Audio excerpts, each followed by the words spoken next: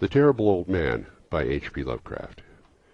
It was the design of Angelo Ricci and Joe Sasnak and Manuel Silva to call on the Terrible Old Man. This old man dwells all alone in a very ancient house on Water Street near the sea, and is reputed to be both exceedingly rich and exceedingly feeble, which forms a situation very attractive to men of the profession of Messrs. Ricci, Sasnak, and Silva, for that profession was nothing less dignified than robbery.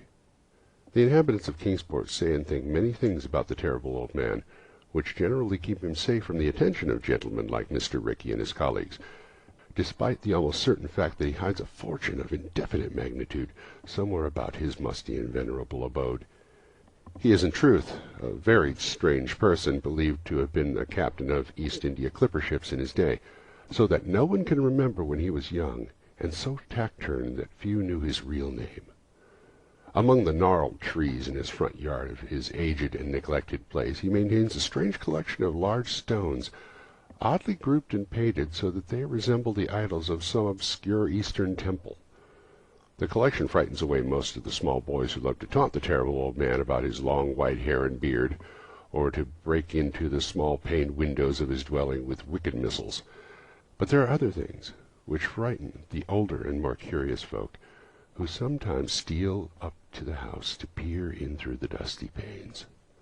These folks say that on a table in a large bare room on the ground floor are many peculiar bottles, in each a small piece of lead suspended pendulum-wise from a string. And they say that the Terrible Old Man talks to these bottles, addressing them by such names as Jack, Scarface, Long Tom, Spanish Joe, Peters, and Mate Ellis. And whenever he speaks to a bottle, the little lead pendulum within makes certain definite vibrations, as if in answer. Those who have watched the tall, lean, terrible old man in these peculiar conversations do not watch him again. But Angelo Ricci and Joe Sasnak and Manuel Silva were not of Kingsport blood. They were of that new and heterogeneous alien stock which lies outside the charmed circle of New England life and traditions, and they saw in the Terrible Old Man merely a tottering, almost helpless graybeard, who could not walk without the aid of his knotted cane, and whose thin, weak hands shook pitifully. They were really quite sorry in their way for the lonely, unpopular old fellow, whom everybody shunned, and at whom the dogs barked singularly. But business is business, and to a robber whose soul is in his profession, there is a lure and a challenge about a very old and very feeble man who has no account at the bank, and who pays for his few necessities at a village store with Spanish gold and silver minted 2 centuries ago. Messrs. Ricci, Sasnak, and Silva selected the night of April 11th for their call.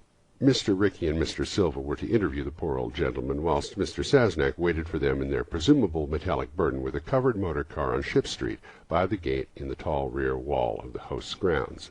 Desire to avoid needless explanations in case of unexpected police intrusions prompted these plans for a quiet and unostentatious departure. As prearranged, the 3 adventurers started out separately in order to prevent any evil-minded suspicions afterwards. Messrs. Ricci and Silva met at Water Street by the old man's front gate, and although they did not like the way the moon shone down upon the painted stones through the budding branches of the gnarled trees, they had more important things to think about than mere idle superstition. They feared it might be unpleasant work making the Terrible Old Man loquacious concerning his hoarded gold and silver, for aged sea captains are notably stubborn and perverse.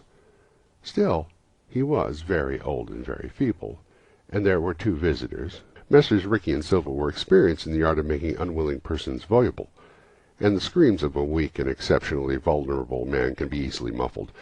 So they moved up to the one lighted window, and heard the Terrible Old Man talking childishly to his bottles with pendulums. Then they donned masks and knocked politely at the weather-stained oaken door.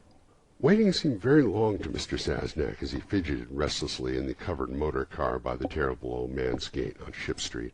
He was more than ordinarily tender-hearted, and he did not like the hideous screams that he had heard in the ancient house just after the hour appointed for the deed.